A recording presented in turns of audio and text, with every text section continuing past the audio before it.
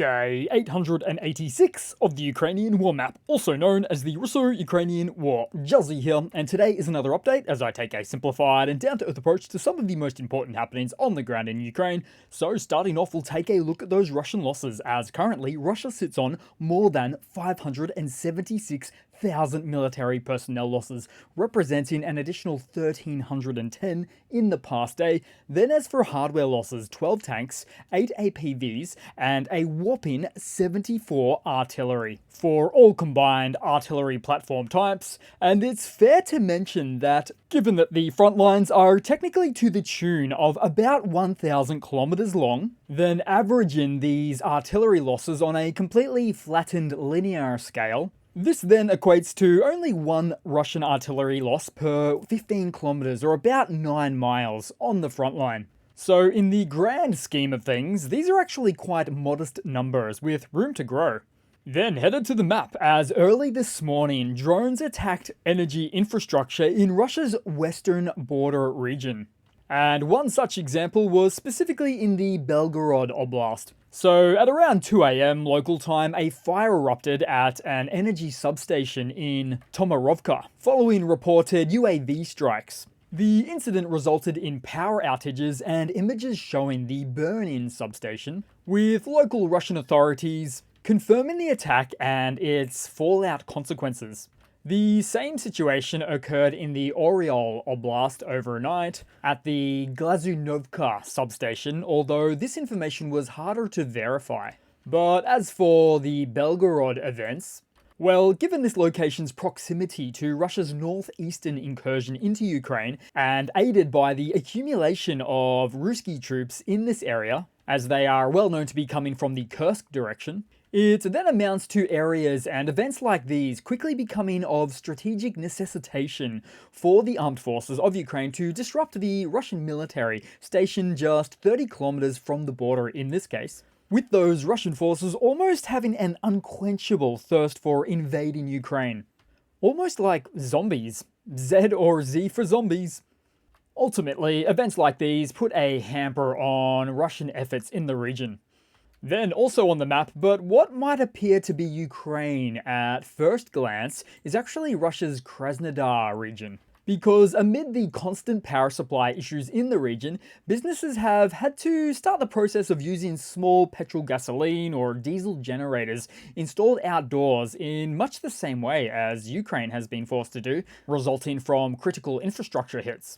But in this case, the only difference being nobody internationally is sending Russia generators to aid in their energy deficit or gap. Which is quite the stark contrast to how the international community has rallied together behind Ukraine in assisting their needs with the backup electrical supply equipment they need. Then we'll head across into the Ukrainian map today, into the eastern Donbass region, where Russia officially has 1 month left, or thereabouts, for its own summer offensive campaign. Something which Russia heavily promoted back in winter and spring. And so when we delve into this Russian summer offensive on the map, starting from the direction of Chasiv Yar, and possibly the vantage point of Chasiv Yar, we see that Ukraine's 24th Separate Mechanized Brigade is constantly focusing their firepower on Russian artillery systems, which, as we can also see here, currently tends to skew towards the towed artillery platform types such as the D-20s and the D-30s. Although a Mr. S self-propelled howitzer was spotted in the mix as well.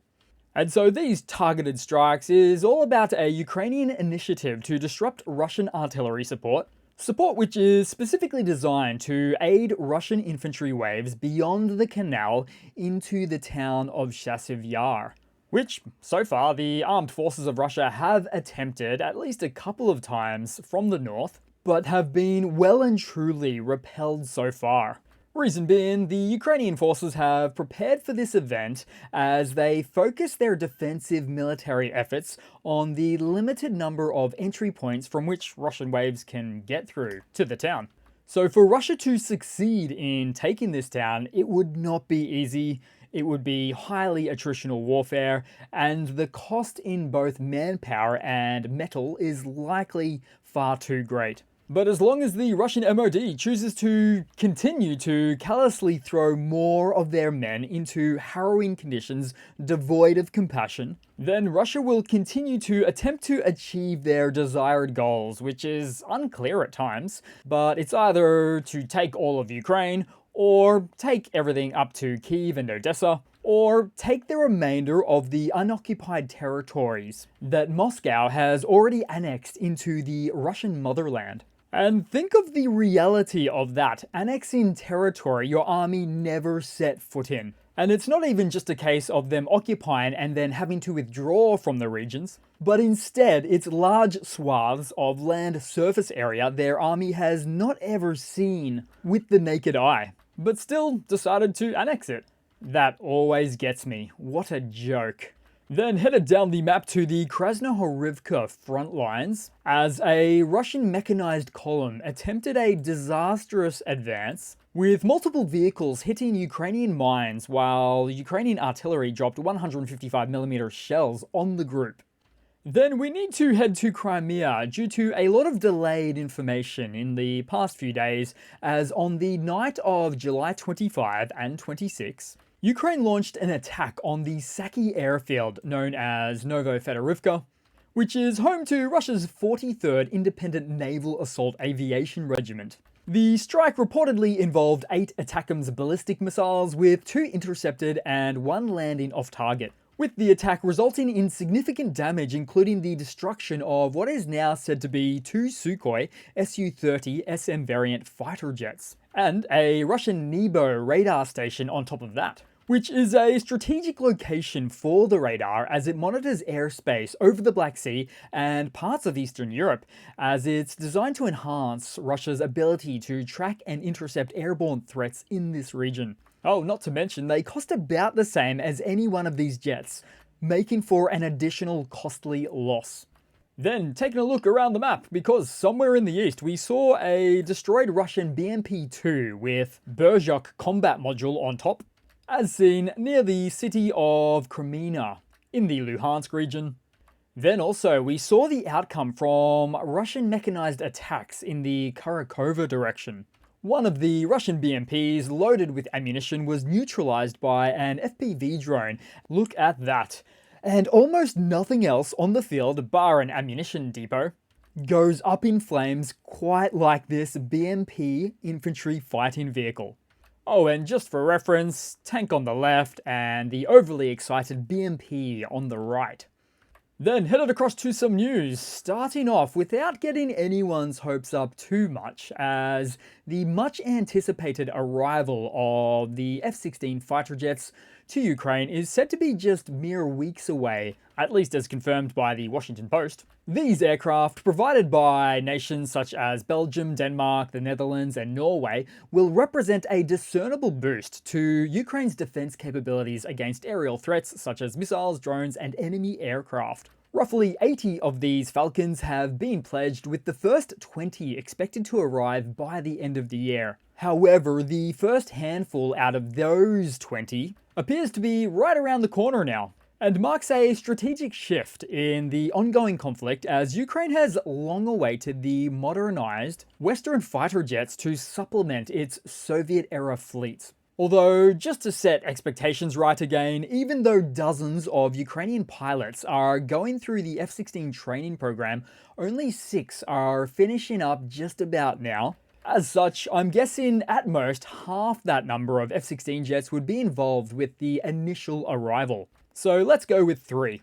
And it must be said, no single platform introduction is a game changer in its own right, although, having said that, the advanced capabilities of the F-16s will undoubtedly act as a force multiplier, increasing the effectiveness of Ukraine's air operations. However, some negative commentators on the pro-Russian end of the spectrum state that the jets won't make a difference at all, whereas other pundits on the conversely optimistic end of the spectrum will tell you that the new jets will shoot their AIM-120D AMRAAM missiles from 160 kilometers away, taking out Russian aircraft within 75 to 115 seconds, before the Russian military even realizes that there was a jet operating in the vicinity in the first place. So it will be interesting to see the entire dynamic unfold in the upcoming future. Then briefly, in some more news, Russia's annual Navy Day parade took place in St. Petersburg yesterday, with President Vladimir Putin in attendance. The parade only included 2 ships from Russia's Black Sea Fleet, the corvette Mercury, based in Syria, and the frigate Admiral Grigorovich, stationed in the Mediterranean Sea. Also, the Russian Navy has adopted a new bizarre tradition to salute Vladimir Putin. Can you guess which historic military inspired that? A little bit Hitlery.